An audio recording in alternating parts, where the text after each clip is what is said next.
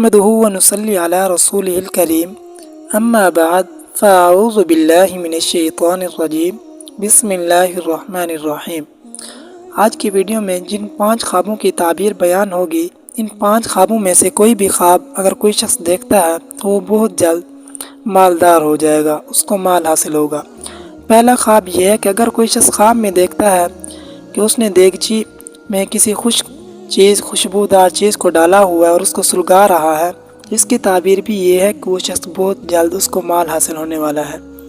دوسرا کہ اگر کوئی شخص خواب میں دیکھتا ہے کہ بجلی کڑک رہی ہے، وہ بجلی کو دیکھتا ہے، تو اس کی تعبیر یہ ہے کہ یہ شخص بادشاہ کا خزانچی بنے گا اور اس کو بہت زیادہ دولت حاصل ہوگی۔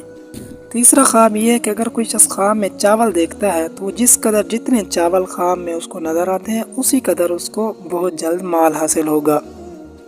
چوتھا خواب یہ ہے کہ اگر کوئی شخص خواب میں درخت دیتا ہے، ایسا درخت جس کے اوپر میوے لگے ہوئے ہیں اور وہ میوے اس سے اکھاڑ کر کھاتا ہے، تو یہ دلیل ہے کہ اس میوے کی قدر اس کو قیمت پر مال اور نعمت حاصل ہوگی۔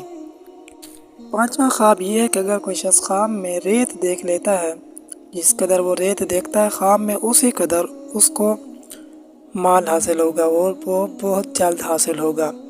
وآخر دعوانا ان الحمد للہ رب العالمین۔ اگر اس کے علاوہ کسی نے خواب پوچھنا ہو تو وہ کمنٹ میں اپنا خواب میسج کر دے۔